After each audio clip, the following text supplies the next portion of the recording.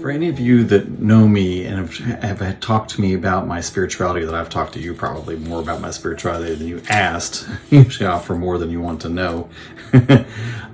I take on from a lot of different disciplines, traditions, things of that nature. My spirituality is very eclectic.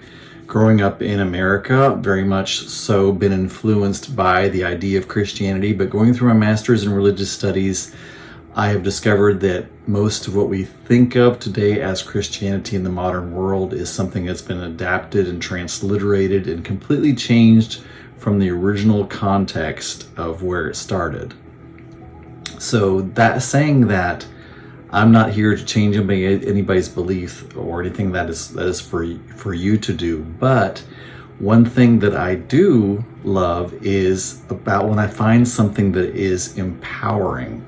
So if we go back to what we know is true, or most likely know is true, there was a person that was on the earth, back around from the BC to the AD period. His name, he would have been called actually Yeshua, and that's who we think of, or who I believe is being referred to as Jesus today. And there are lots of things that Yeshua did while he was on earth that we can really take in. Because one of my things about Christians today is you don't see much Christ in them. Like they're always saying, you're taking Christ out of the Christmas. Well, so many people have taken the Christ out of Christians. Because if you really look at the words that Yeshua said, and not what everybody else said he said, but what he actually said and what he actually did, you see someone, number two, that was very much of their own Jewish heritage. Number two, was not there to change the entire world. He was there for the Jewish people. And number three, he really talked about the transformative power that was available for everyone. He talked about that often. He even said that we would do far greater things for him. And there's a powerful word that you may have heard before, you may not have heard before, that he used when this was working with a person that wanted healing, that was not able to hear and was not able to speak. There was certainly a much less politically correct way to express that before, but that is somebody, that's how we're going to talk about it today. But what Yeshua did was he used these certain words to invoke healing, complete healing for this person. And we'll talk a little bit about what he did as far as physically and what he was doing energetically as well. And it's something that you can enact for yourself. Because if we do take in the words of Yeshua that says that we will do far greater things than he did, well, if you look at a lot of the miracles that are transcribed to him, perhaps they're true, perhaps some of them are built up upon, but there are a lot of them that are actually transcribed in there as far as healings are concerned, and feeding people and doing all these different things that he did. And he talked about moving mountains, and so on and so forth, and turning water into wine, lots of different things. I'm not a drinker, but who knows? Maybe somebody else is. Maybe somebody wants to start up a winery by just doing it really easy, just getting a bottle of water, and all of a sudden you got the best wine going on.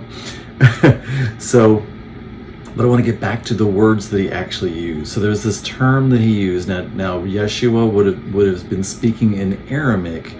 And it's funny that we don't really have the original Aramaic word, but the word that we think of, and I like to go back to the originals, the original text that was used, the original words that were used, and the original context that was used at that time, because it's really important when we're looking at things that we deem as transformative. And the word was Ephphatha. Epphphatha, and it's meant to, like opening. And basically what Yeshua was saying was heavens open. So he said Ephphatha twice. He emphasized it, Ephphatha, Ephphatha. And then he proclaimed true, complete healing for this person. And it was about part of his ritual that he would do, is he imagined the portals of heaven opening up wide so that he had a direct access to the divine, and could then create divine intervention, could create energetic changes in there. And that's what we do with the angels. That's when we work with the angels, we have that direct line up to the divine. And then he proclaimed what was true. Now, part of this that is so necessary, does not work without it, is the faith that Yeshua had that this had already happened in the now. He didn't say, hey, in 24 hours, next week. He was like, right now, you are whole and complete. And he had such a strong knowing, such a strong faith, such a strong belief in the complete transformation for this person that he was able to hold that person's faith and belief in that space until they were able to receive it. Because really, any kind of healing, any kind of change, I can say 1,000 words, I can believe 1,000 things, I can push 1,000 pieces of faith to you, but it has to be in your energy system. I cannot push something onto you. I can't, you're not my zombie or anything of that nature. People can't do something to you that you are not ready for.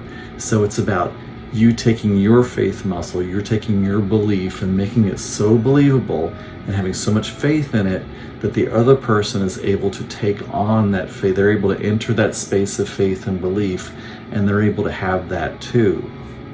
So that's what happened. But I want you to start thinking about that powerful word, Ephphatha, Ephphatha, and imagine the heavens opening wide. Imagine that happening for you, and whatever it is that you're asking for, whatever it is that you're wanting to move up into that space, imagine it powerfully opening up for you and becoming for you, and then you being able to make that transformation, you being able to energetically or energy-wise change what it is, and then in that sense of grace over time, matter changes to match that energy. Remember, it always happens with energy first, and then matter moves into it. Matter is slower, matter is denser, matter is a lower vibration, a lower frequency, and it just moves slower. Because in order to be matter, what we've done is we've stripped out, as E equals mc squared says, we have stripped out the speed of light squared out of that matter to become mass. So it's slow. So what we do with energy, it has that, and we can change the energy very quickly, and then kind of think of it almost as like a tether between the two, and it just slowly swings into place, the matter matching the energy. But it's about your faith, it's about your belief, it's about even your rituals. And if it was good enough for Yeshua, then I think it can be good enough for us too. And we can proclaim it, we can use that word, Ephphatha, Ephphatha, heavens open. I proclaim now today all of my good, all good things coming to me, joy, peace, love, abundance, happiness, health, wealth, good relations, amazing days, fun, excitement, travel, anything that you want, perfect partnerships, call it into being. Ephphatha, Ephphatha, it is so, and it is done. Love, peace, release.